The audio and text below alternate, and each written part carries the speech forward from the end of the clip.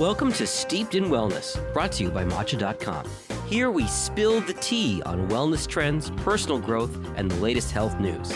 Now, here are your hosts, licensed dietitian Diana Weil and medical journalist Laura Hodgevateris. Hello, hello, and welcome to this week's episode of Steeped in Wellness. This week we have Andrew Dunning, who is a private chef and culinary creative known for his refined yet approachable style with deep respect for seasonal and local ingredients. Andrew brings a thoughtful and elevated touch to everything he cooks. Based in Sun Valley, he curates bespoke dining experiences that celebrate connection, creativity, and the simple joy of good food. But I gotta do a special plug for Andrew because he is my cousin-in-law, and I can say with absolute certainty that he is the best chef cook that I know, and I've had the pleasure of having many meals cooked by him. And I'm really excited about today's conversation because Andrew isn't just a normal chef who goes to the grocery store and creates amazing meals, which he does do, but he also is an amazing kayaker and has an uncanny ability to make a 5-star meal in the backcountry, which I don't think every chef can say. So Andrew, welcome to our podcast. Thanks for joining us. Thanks, Diana. Yeah. Happy to be on here, and this should be pretty fun. Andrew, I'm actually excited about this first question because I've known you for about a decade, but I actually don't know much about your culinary journey and your background and how you became a chef. Can you share with us? So it actually goes back to, I was about 8 or 9 years old. This was kind of my first introduction to cooking. It was the first memory I have that I got really excited about it. But it was in Sun Valley on a ski vacation with our grandparents. I'm pretty sure Harley might have even been there. But we were eating in the Sun Valley Lodge dining room, and we ordered the bananas Foster as a dessert. And they came and cooked it tableside. Came out, did the tableside preparation, and then the flambe. And I was just this little kid and loved the flame. Was really into it, and the chef who prepared it for us noticed how I was interested in it. He basically came up to me and he was like, after the dinner, if you want to come back to the kitchen, I'll show you how we cook that dish and teach you how to do it, which was amazing of him to do.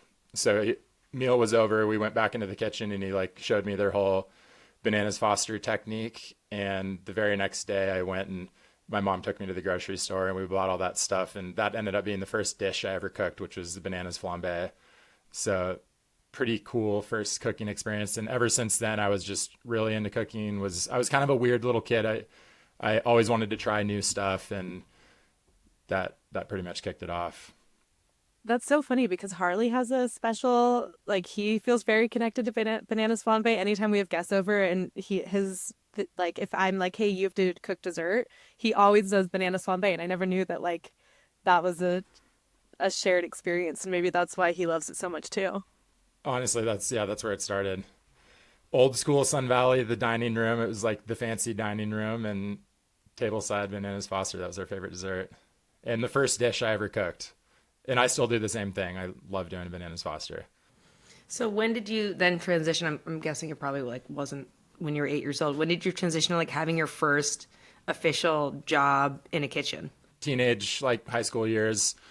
That was kind of, obviously when I was a little kid, I just got really into cooking. And I think just those first couple jobs I was seeking out, I was like, oh, I want to go do something that I'm really interested in, and I'm going to learn more about something I want to do, and just started working in kitchens. And now you have a pretty thriving business in Sun Valley doing private dinners. When did that shift? Yeah, that kind of happened through the years, but I'd been working in restaurants. Actually, out of high school, I considered going to culinary school, which I later changed my mind and went to business school. But kept cooking and kept working in restaurants, and always loved cooking. And the way I kind of fell into the niche of the Sun Valley private chef catering world was I was working for a couple different catering companies in Sun Valley, and we were doing big events and weddings. And I kind of just started meeting clients and kind of discovering this niche. I think it's not even something that would be possible maybe in all regions of the country, but it's just like a very wealthy area and lots of people who want to have a private chef and do these private dining experiences. So I kind of slowly built it up, just meeting one or two clients at a time who I would go start doing events for on the side. And eventually just maybe about 6 or 7 years ago, just started turning that into my own thing, and it really took off and people love what we're doing. So you're not actually classically trained, like you never went to culinary school, but no one would know that. Never went to culinary school, which Not I until think, now, Diana. yeah, not until now. Which I think culinary school is a really good way for people to get into cooking. It's definitely not necessary. There's plenty of amazing, world-renowned chefs that didn't go to culinary school. I would say probably the majority of people who work in nice restaurants around the world didn't go to culinary school. They've kind of just learned it through the trade and working in restaurants and apprenticeships. And that's really where you learn your skills. I mean, even a culinary school program is a pretty short 1 or 2 years. And that's like your basic intro into the culinary world, I would say. Okay, so if not going to culinary school is important for getting a job in a kitchen, what is the process of getting a job? My knowledge, honestly, is like very based off of what I've seen on the Food Network, like Top Chef and things like that. So like my imagination goes to you kind of popping into a restaurant and being like, let me show you what you can do, like what I can do, and just like whipping something up in like 30 minutes or an hour and having them taste your food and then being like, oh yes, we need you, we need to have you. So how does it work as far as like getting a job in a kitchen then? I feel like that's not how it works. And a lot, It should though, right? it should. Yeah, that'd be really cool. They really romanticize that. I mean, for sure, I'd say for like younger people, you would go just get an entry level job in any type of culinary business, and you might start as a dishwasher and just get into a restaurant if you really were trying to learn, and they'll really quickly promote you and get you to help cooking. I would say restaurants are like looking for people more than trying to weed out the the bad candidates, just because like a lot of restaurants are going through really a lot of turnover. It's honestly just a really hard industry and really hard work. And that goes back to before COVID, right, Andrew? That it was really hard and COVID kind of made it a lot worse. Do I have that right? Yeah, I would say for sure. I wouldn't say there's anything wrong. I didn't go to culinary school, so it's not like I can really speak with much experience about that.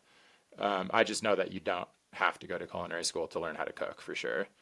Going and just learning in restaurants and working in different kinds of restaurants, learning different cuisines, everybody in there is going to want to teach you everything they know, and you're going to learn on the job. And I would say, end of the day, after finishing a culinary school program, it's not like you're then a very experienced chef. That's 1 or 2 years that you're putting in. But yeah, in terms of getting the jobs, you go ask around in restaurants and go find where you can start, and you'll find something. And like, do referrals really come into play when it comes to like when you're kind of at a higher level? For sure. Once you're at a higher level, then obviously working in your people are going to want to see what restaurants you've worked in, and they're going to want to, you're going to need skills and talk to your referrals and your references. Is it important to have like, a social media presence now as a chef where you're just like, yeah, look at my Instagram handle. Like you can see the work that I've done. Is that come into play these days or? I think that is probably important. It's funny. I'm terrible with that. I have zero social media presence in terms of my culinary stuff. Although I do a little bit, I'll like advertise a little bit with Insta story. I think people can do really well, like with probably private chefs for sure. Getting jobs in restaurants, I don't think people are going to care that much about if you're doing social media cooking. Like a lot of, I would say there's a huge difference of being able to cook really well, being able to plate really well, take photos, videos, and just making food look cool. That's like a totally different skill than actually working in a restaurant. Like a lot of people are going to be able to cook really good food at home, and even a lot of people are going to make it look really good and be able to take photos of it. Doing like professional restaurant work or doing what I do with like the private stuff or catering, that's all about execution, which is just like a totally different skill of actually being timely, being really well organized, being able to be repeatable and come out with something that's professional time after time.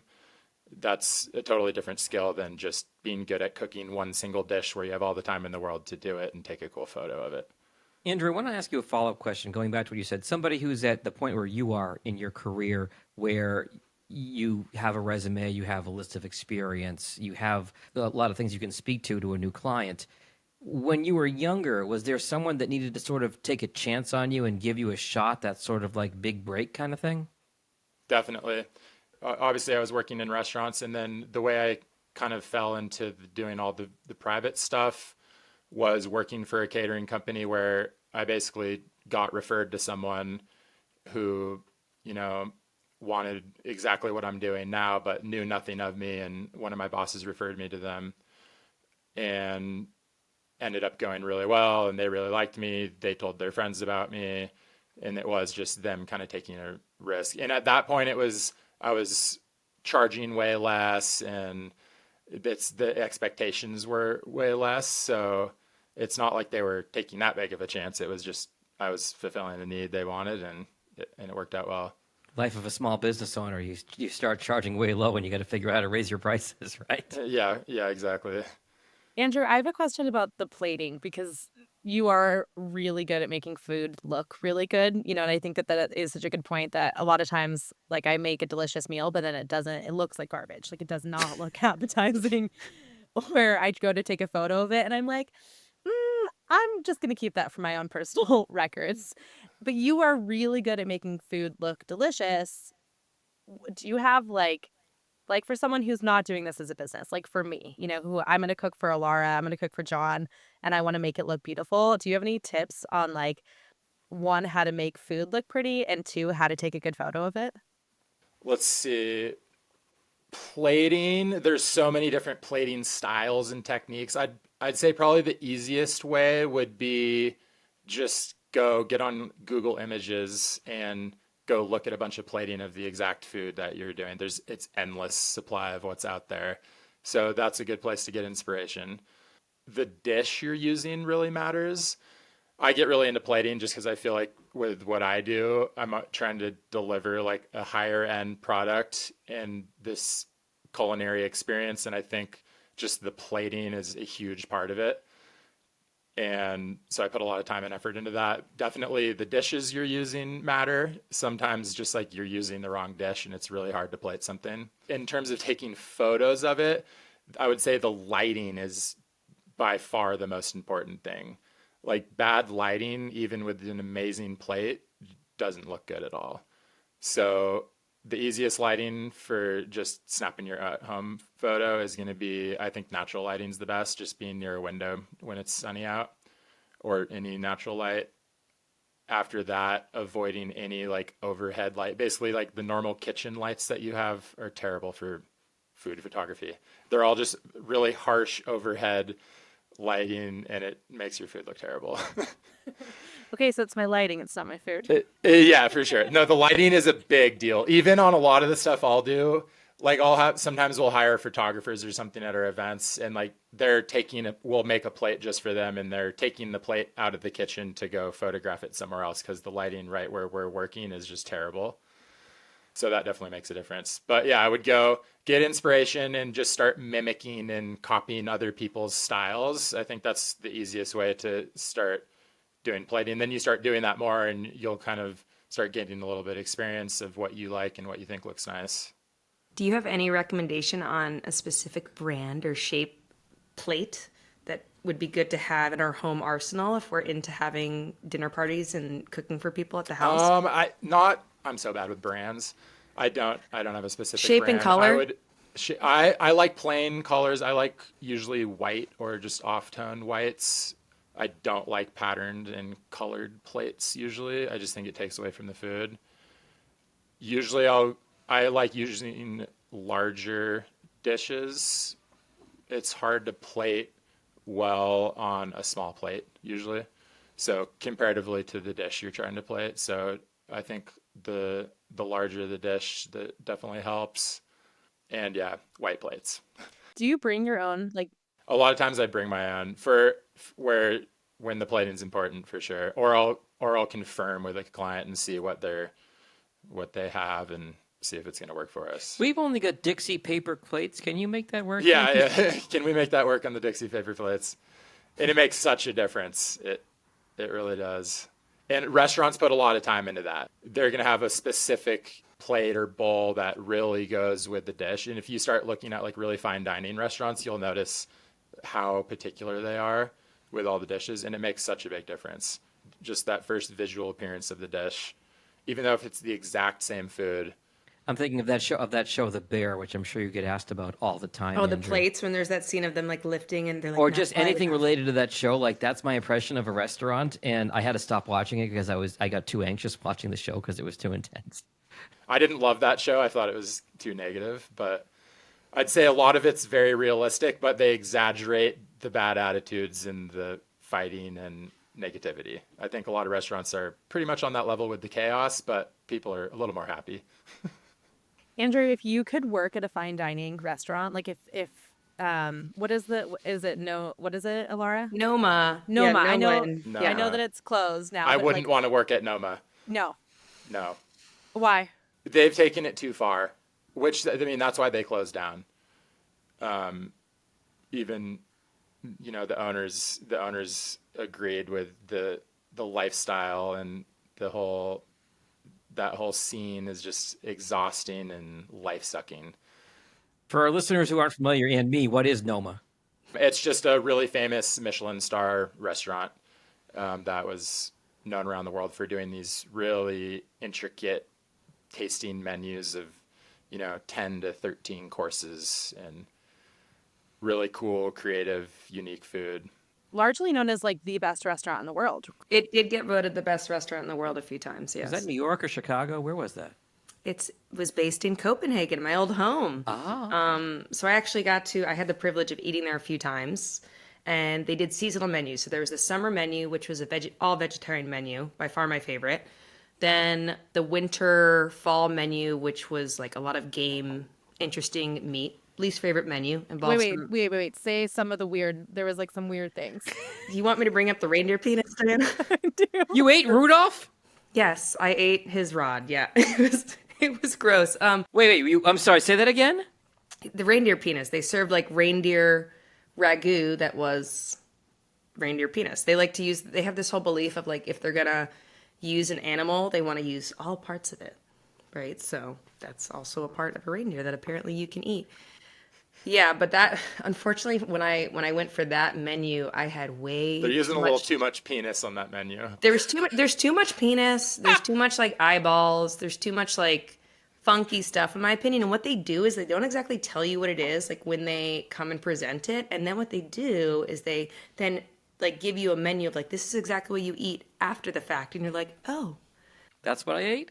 yeah. But I had an incident where I went and I was doing the winter menu, which had a lot of like meat and funky stuff, the day after having way too many glasses of schnapps at my husband's Christmas party. Oh, no. And I was brutally hungover to the point where I had to have them stop serving me about 3 dishes in. I didn't even get to the reindeer penis. And then like my husband's dish came.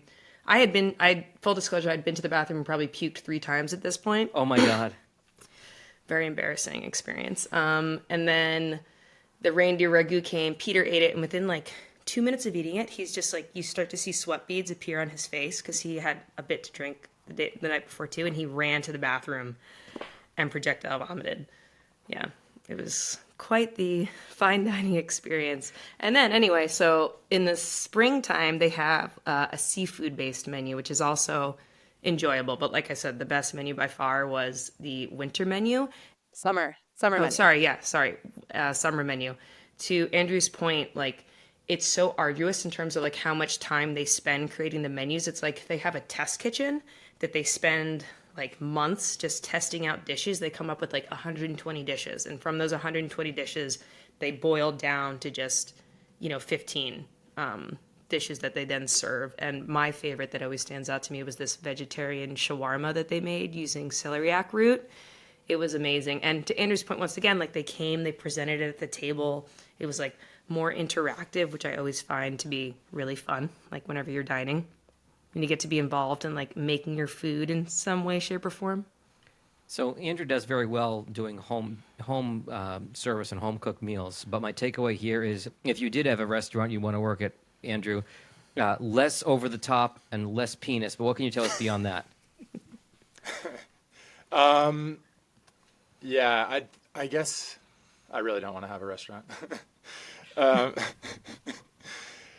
the food that I usually do, which is kind of my specialty, I'm definitely doing higher end dinners. We'll do like a full course dinner, usually 4 or 5 courses, which I think is kind of a sweet spot of a fun culinary experience, and it lasts long enough, but it's not like as crazy as a full tasting menu at some of these restaurants.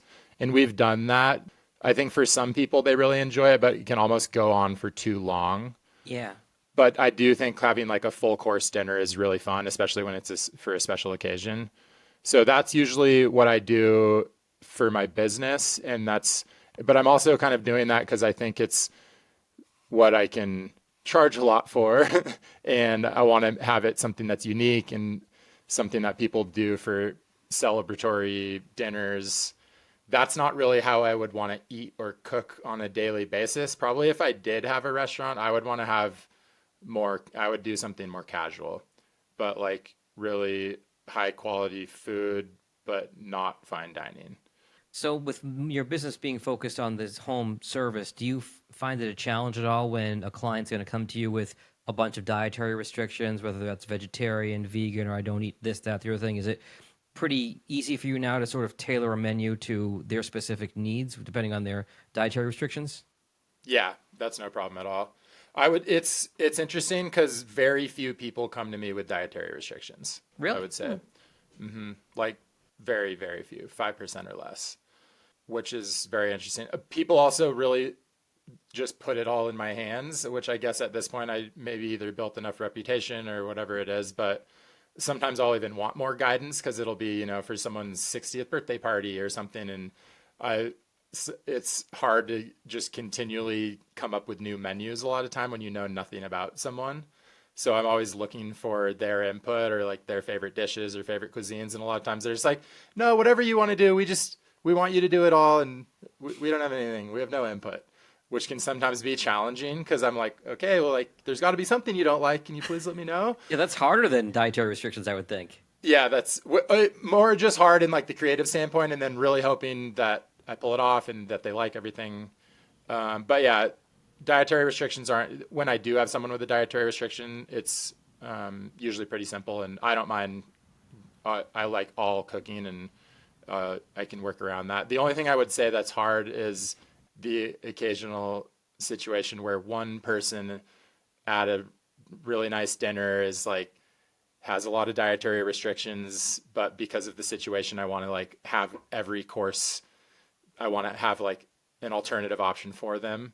And then I'm realizing that's just so hard because I'm suddenly making like a second course just specifically for them and doing it every time. And it ends up being a lot of work.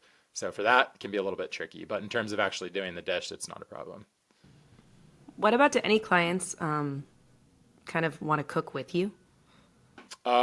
It's really funny. A lot of times people just end up coming and hanging out in the kitchen with us. And it's not that they want to come cook with us, but it's just the natural, like you're in someone's home, and also people kind of want to hang out and talk to you. So all of a sudden people are hanging out in the kitchen, and we're like trying to prep like, a multi-course 15-person dinner party. And I'm also trying to politely send them out of the kitchen to go hang out with the guests. It's got to be curiosity too, I think. Yeah, I think it's curiosity. People definitely want to see what's going on and hang out around it. How big a team is typically in the kitchen with you? You said how, when you're, I guess it depends on the size of the meal, but how many people are typically in there with you working? Yeah, it depends on the size of the meal. I usually do pretty small events, like under 25 people. I would say it's between 2 and 6 people. Andrew, I think, the question that I definitely have, and I think most people listening to this is like, let's say someone books you for 15 people, 60th birthday party. How do you just go about approaching that? Like, how do you figure out the menu? How do you do the grocery shopping? When do you start cooking? Like, can you just walk us through the process? I'll really try to get them to give me some input so I have something to base it off of, because it can obviously, there's an endless amount of stuff you can cook. Is that even just like, we want pasta or we want something like, I know that you've really focused on seasonal ingredients, but is there like, if they just give you one suggestion or like a cuisine type, or what are you looking for? Yeah, I'll try to see if we can base it around a theme or do a certain cuisine. If anything, people have a preference, they're gonna be like, oh, they really want beef, or they really want seafood, or they want to do a vegetarian dinner. So that will kind of base it around that. After that, if possible, and my favorite meals to do are during the good produce season in the States. So spring, summer, fall. Winter's like the hardest. But I really try to go seasonal, and I'll just go 1 or 2 days before the meal and just see what's available. Go talk to all of the local providers that are everywhere in Blaine County where I live. Go to the farmers market in the summers, and then see what we have. Go back home, write the menu based on whatever there is available that day. Getting the best ingredients is hands down gonna end up with the best meal. Like, it's kind of crazy, especially during, the spring and summer season where freshness really matters. But having like a really perfect peach or something, or really perfect tomatoes, it doesn't really matter what the dish is, just the ingredient just stands alone, and people will just be blown away because they don't maybe know how to select that or find that. And they're wondering why it's so good. And you're like, well, that was because it was picked yesterday or grown 10 miles down the road. Slightly different gears, Andrew, and you don't have to answer this if you don't want, but what comes to mind as far as like maybe an incident where like cooking for a client went wrong, like things just didn't go according to plan and kind of fell apart? Maybe that's never happened to you. I've luckily never messed it up. I have to say. Or no, let's see, actually. Or maybe you've been witness to somebody just totally dropping the ball when you were earlier in the game. Definitely with the larger event catering, which is just a whole nother beast of doing 100 to 200 person wedding dinners. I've definitely seen a lot of chaos with that, with some disasters, usually due to forgetfulness or lack of organization, though. So I was a cater waitress for a company based up in the New England area, and we did like big 200, 300 plus people weddings. Did I ever tell you the story about the wedding cake? Oh, maybe. I can't. I was at this wedding in Maine. It's like a long day. You're on your feet are like killing you. You're like zipping around like a bee, going in and out of the kitchen, like grabbing plates. And we were in the process of like the head chef who like owned the catering company was like cutting the cake as we instantaneously were grabbing pieces from the cake. Recipe for disaster. She ends up slicing my finger, blood all over the cake. And then she just grabbed she was like, get the crazy glue. They just like crazy glued my finger shut, kind of like took the chunk of cake that had most of the blood, chucked it out, and just kept serving. Most of the blood. Yeah, most of the blood. Yeah. Kitchens are dangerous. Yeah, but honestly, like the wound, it closed up pretty good with the crazy glue. And that's kind of the difference too between like home cooking or the way some people try to pull off like a dinner party or something, is doing everything at once and then trying to like get this perfect timing with like you're cooking so many things and it all needs to be perfect and you're running around and it's all really hectic and chaotic. I try to be really, really prepped ahead of time, and kind of the way you're doing a lot of these dishes is just building up a bunch of different components, and so much can be prepped ahead of time and that you can be so organized that it really does go very seamlessly. It's still a lot of work, but it's not that chaotic. Like if you look in our kitchen at any time during a 15-person 5-course meal, it's going to look is really organized. We're keeping the kitchen clean the entire time.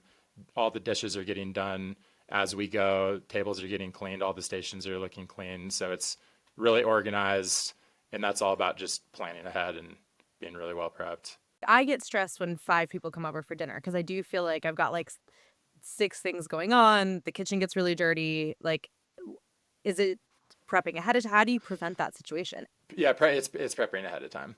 And you're not really going to put all that time and effort necessarily into just like your friends coming over for a chill dinner. But being prepped ahead of time that's the answer.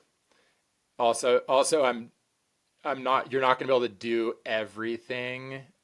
Like a lot of restaurants, the way a restaurant works is you have specific stations, and then things are being cooked one at a time, and then there's a team of line cooks doing that. So like with what I'm doing, I really can't just do any and all dishes. I kind of have to design the menu around something that I actually can execute in someone's home kitchen, and where it's just me and a few other people. So in that way, like we're limited to certain types of dishes because we don't just have a team with us, 10 burners and everybody working on a specific dish at once. So there's like a little bit of limitation in that, but also I'm designing the menu around that so that we can actually pull it off in a home kitchen. Do you use recipes, or is everything just straight out of your head? Recipes are a really good guideline. And then a lot of chefs use recipes for their kitchens because they need other people to replicate like the exact same thing time after time. So for like dressings and sauces and things that other people are going to be doing and they need to keep it the same, then like the recipe is really kind of important with measurements and everything. But overall, and like I think most chefs would agree, especially outside of baking and things that require very specific measurements, a recipe isn't that important. So no, I don't really use recipes. I use recipes for like inspiration and just the general guidelines of like what goes into this dish. And the other thing about that is you go, if there's like something you're interested in and you want to cook this certain kind of dish, there's like 1,000 recipes for that same thing, and every one is slightly different. And it's really about the different ingredients going into the dish and balancing the flavors and the different amounts. And I don't think most chefs are sitting there and measuring out the specifics of 2 cloves of garlic and 1 sliver of serrano and going, because every ingredient is slightly different in their subtleties and nuance of flavor and everything. And it's about being able to balance the flavors at the end. Like you could go take recipes from the world's best restaurants, and just because you follow that recipe word for word doesn't mean you're going to go recreate that exact dish. That's coming down more to like your actual cooking experience and your ability to taste and like your development of your palate, and then learning how to balance flavors. Recipes are amazing guidelines. Like I use recipes in the sense like I want to see what are other people doing, what are the ingredients in that. But when I'm sitting down and actually cooking there, I'm not like going for the specific measurements. And like I feel like what makes you a better chef is definitely developing your palate so you know how to taste flavors. And you kind of have to mess with that. If you just follow a recipe every single time, you're never going to truly know like what makes this one different than the last time I did it, because you're just doing the exact same thing every single time, which I think that's really important. And then learning how to balance the flavors of like, as you start tasting stuff, you're like, okay, what made that balance the way I wanted it to? Like, was it a little bit more acid, or was it a little bit more salt, or was there a little bit more sugar, or was there, being able to taste that is going to take the difference. Cause you can like, especially with a sauce or something, the difference of just altering that a little bit is huge. For people that, they do really like following recipes and cookbooks, like do you have any favorite cookbooks, or like ones that you have on your shelf that you'll occasionally flip open and get some inspiration from? It's funny, I have tons and tons of cookbooks. Like right now, I guess, like which are kind of your tops at the moment that maybe you'd recommend for people to check out? I really like, do you know this, do you know Kenji Lopez, The Food Lab? Have you ever heard of this cookbook? Oh, yeah. Yes. He does like Serious Eats. I think he worked for them for a long time. He's got a pretty cool YouTube channel. His cookbooks it's kind of like debunking lots of myths that have just always been in the culinary world. And I think he was like a trained scientist. So he kind of takes things with a scientific approach. But he has a lot of interesting stuff. I recently had gone through that cookbook. And it's like a really basic cookbook. It's like mac and cheese and hamburgers, smash burgers, like simple things, but cooking a steak, but stuff where he's like going through a lot of it is like using science to understand what's happening in cooking. I thought that was a really interesting cookbook. Okay, so that reminds me. So we've Andrew and I have had the pleasure of a lot of camping trips together. And a lot of times when people go camping, especially like a kayak trip, which is sort of like backpacking, they'll just have like instant ramen or like prepackaged meals. And Andrew, I'm not joking, has taken like an entire rack of lamb on these trips. And, he does these incredible meals, but I actually feel like people could take a lot of value from how you do that, because you take something really simple like mac and cheese, even like boxed mac and cheese, and you turn it into a gourmet meal. And I would be curious just if you have any tips or like your process for taking something super simple and then making it better. Yeah, let's see. Those trips are cool. So we always do these whitewater kayak trips where we'll go do like an overnighter multi-day, and you get to bring everything in your kayak and then paddle down a river and camp along the way. Those are definitely a little bit more unique of a backcountry trip because we don't have to really worry about weight restrictions necessarily. Whereas a full backpacking trip, you are carrying everything with you, so it makes a little more sense to bring ramen and some dehydrated food. But on the kayak trips, I don't mind bringing the weight, so we'll bring some good stuff. We brought it on that one trip that you're thinking of. We did, they were Ribs. What were they? Yeah, they were pork spare ribs, and we brought a whole rack, and we actually ended up making a smoker. Like we built a smoker, just Harley and I did it, just out of river rocks with like a little keyhole fire that drew smoke into it, and built a little rack out of green tree branches and smoked those ribs for like 4 hours in our homemade smoker, and they came out amazing. That was probably one of the most fun. That was one of the most memorable backcountry meals we've ever done. They sent the vegetarian, as in me, to go do all the grocery shopping, and so they said like go buy ribs, and I was like okay. So none of them had service because they were already like in the backcountry, and so I bought uncooked ribs, and they meant to buy like pre-cooked ribs, and so I showed up like at the river with these uncooked ribs, and it wasn't like we could go to the grocery store. Like we were either eating that or nothing. They were, so they figured it out. So basically, this meal would not have been possible without you, Diane. No, exactly. We're like, all right, we want to have a big carnivore dinner. And the plan was to just buy like a thing at like every grocery store, they'll have like a thing of pre-cooked pork ribs, and they're vacuum sealed and in a little bag with some barbecue sauce on them or whatever. We're like, oh, we're just going to make those. It'll just pull them out of the bag and eat them. And then Diana shows up with the actual raw ribs, which are slightly a slow cooked specialty. And we're like, how are we going to cook these? So we threw them in the boat anyway. We're going to figure it out. And the smoker built on the side of the river was amazing. But yeah, going back to the question on how to make simple food. So there's another cool cookbook. I think it's the Salt, Fat, Acid, Heat cookbook. You guys know that book? Yeah, really good. Like literally all you need to know is the title of that: Salt, Fat, Acid, Heat. We'll link that in our show notes too. Yeah, link that in the show notes. But that's another cool one. But literally, it's such a great title. But having salt, fat, acid, heat, and then even a few more components. But then that's going to take any of your plain, simple, seemingly boring food and you can enhance it so easily with like a few simple additions.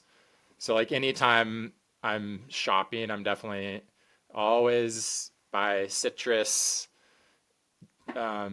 aromatics, chilies and peppers, and then just having those little things. I mean, if you have your little bowl of mac and cheese, but you add a little bit of fresh herbs on that and a little bit of chopped chilies and a little squeeze of lemon, all of a sudden you're going to be getting a lot more flavor from that same food. And you can literally do that on anything. And that's like what's in more complex food, but I think people aren't quite realizing it. It's just like adding those little elements. And literally the easiest way to do that is squeeze a little bit of lemon on there, take a dried chili or a chopped chili, get some spice, a fresh herb of any kind, salt, always finished with salt. So can we talk about cooking accessories and equipment for a second? there's stovetop, there's oven, air fryers have become very popular. Like, what do you think are like the essential things to have access to? You don't need much. I feel like probably the most important thing is to just have a good knife. So I'm really funny. So I notice like everyone has a dull knife. Like every house I go into, I actually travel with a knife. Like literally, if I just go to a friend's house, like I was at a friend's house last week, I like bring a knife with me because I just don't even want to cook with a dull knife. That's not weird if you get pulled over. Just like, these are just my knives. For sure, yeah. I fly like even internationally, anywhere I go in the world, I bring chef knives because I just hate showing up and not having a knife. It's like the single thing that makes your entire prepping experience either really miserable or very nice and pleasant is just having a sharp knife. What about a cutting board? Cutting board, yeah, I can get away with kind of anything. I prefer to have like a nice solid wood cutting board. What knife do you use?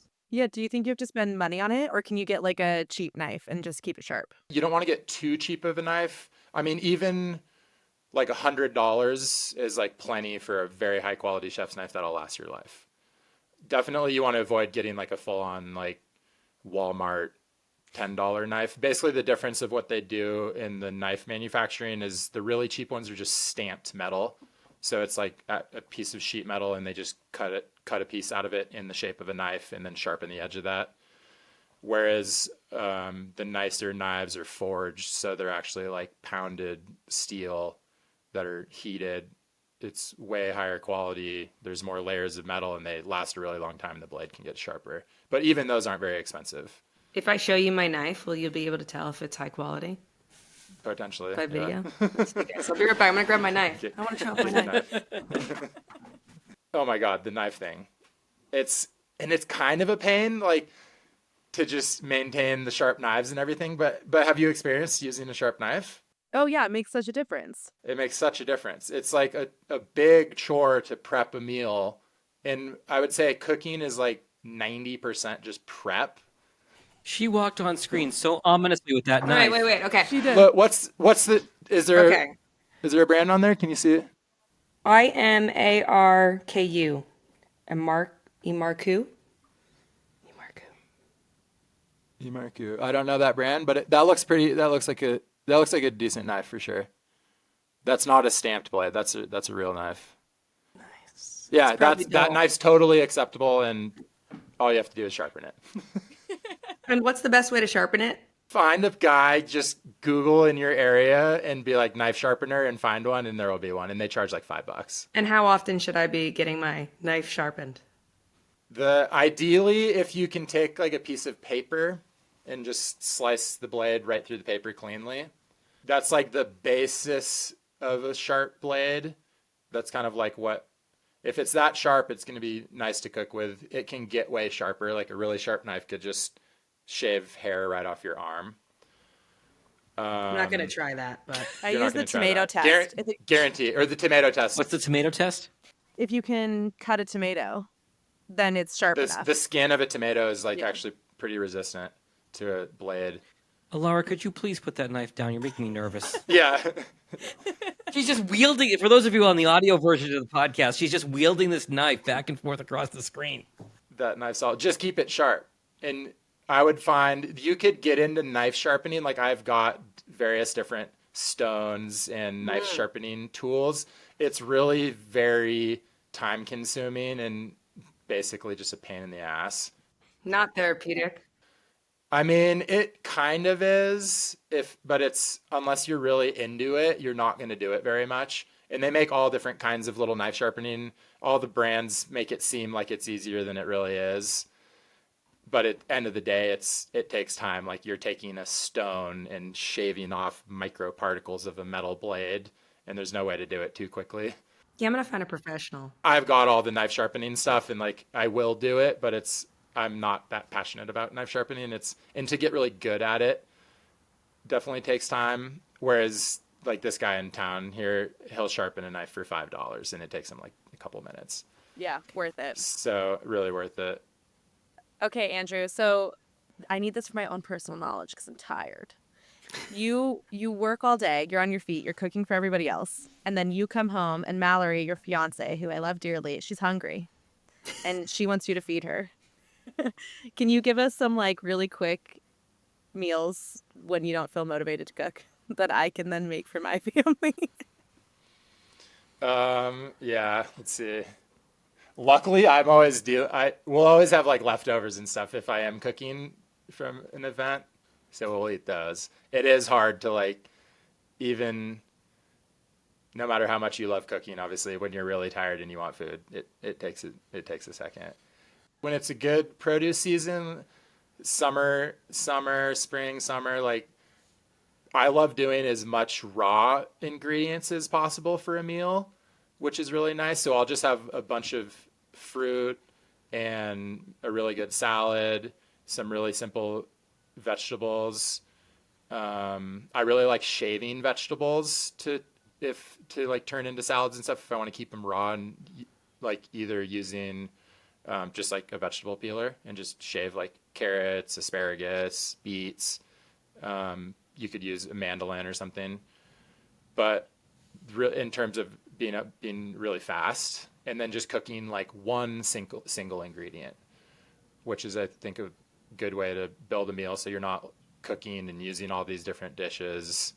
Maybe I'll have like we always get really good bread, so I would have like a really good loaf of bread, and just toast it and have some olive oil and vinegar with it, and then make a good salad and a little plate of fruit that's sliced, and then cook a piece of meat or fish. So I'm cooking one single thing. Just a quick interjection here. I think I already know what the answer is, but if you had to live off of, like, if you had to give up potato or bread, like if you had to choose, what would you choose? Potato or bread? Let's see. I have to choose just for some arbitrary reason. Yes, just this is a question that Diane and I often ask people. I'm team potato. I'm just going to put it out there. You're team potato? I'm team potato. Totally team bread. You're team bread? Yeah. Let's see. That would be a really hard one. I'd probably go with bread though, only because other people are going to usually cook it for me. And that's a good answer. And I can get some really good bread, and it's more instant if I had to get rid of it. But I love potatoes. Follow-up question. If you had to survive on one food that you just would never get sick of, what would it be? Ooh. Like a dish or like one specific ingredient? One ingredient. Beef. Beef, okay. Okay, one dish. Okay, if you had to eat the same dish every meal for the rest of your life. If I could just eat one meal for the rest of my life, it could be any meal in the world. I'm going to go faux soup. Oh. Okay. I think I'm still back with beef. Ribeye. All right. Or just scrambled eggs with toast. I do love toast. It's pretty good. Like a good breakfast meal. Yeah, a good breakfast meal. Scrambled eggs and toast and grapefruit. And blueberries. Oh my gosh. I don't know. I feel like I need more. That's like maybe pasta or pizza. Pasta or pizza. I was thinking pizza, yeah. Andrew, I feel like I got to rapid fire these questions because I have so many for you that I need to know. When you go to the grocery store, how do you know if something is good? Do you smell it? Do you look at it? Like, what do you? All of the above. All smell and look. Smell, feel? look. I mean, obviously everything's a little bit different. Hop on Google if you don't know how to pick a ripe avocado, how to pick a ripe peach, how to pick a ripe pear.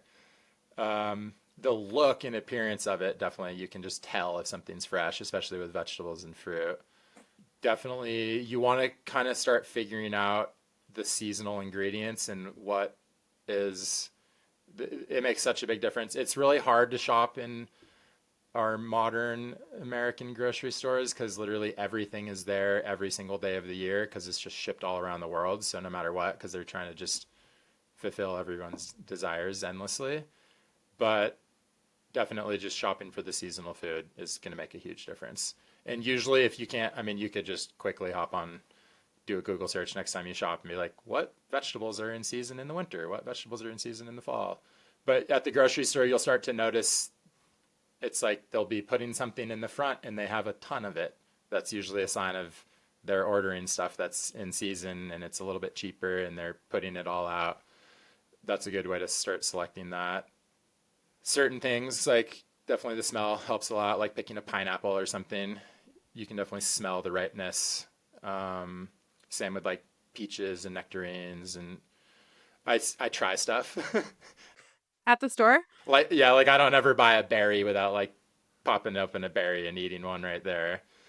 Some grocery stores, they're pretty chill, but like if you're worried about it and it's like produce that can be variable, then definitely ask them, and they'll probably just cut you one open.